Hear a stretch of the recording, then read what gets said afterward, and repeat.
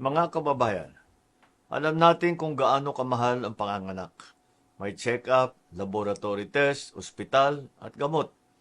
Kapag kinulang ang pera, napipilitan tayo maghintay o magtipid. Dito nagsisimula ang panganib. Maraming ina ang nanganganak na walang doktor. Hindi dahil ayaw nila ng tamang pang-alaga, kung hindi dahil hindi nila kaya ang panggastos. Ito ang nais nating baguhin. Simula ng April 30, mas pinalawak at mas mataas na ang maternity benefit ng PhilHealth.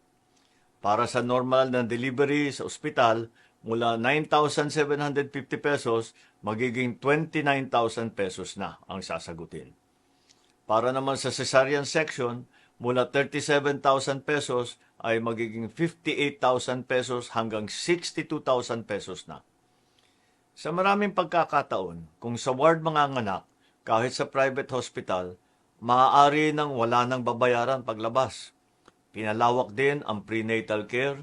Mula 4 na check-up, magiging 8 na ang sasagutin ng PhilHealth.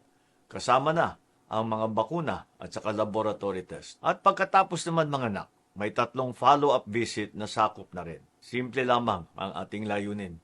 Nais natin matiyak na ang bawat ina ay makakapagpanganak ng ligtas at hindi nag-aalala kung saan kukuha ng pambayad. Nais natin na walang buhay ang malalagay sa panganib dahil lamang sa kakulangan ng pera.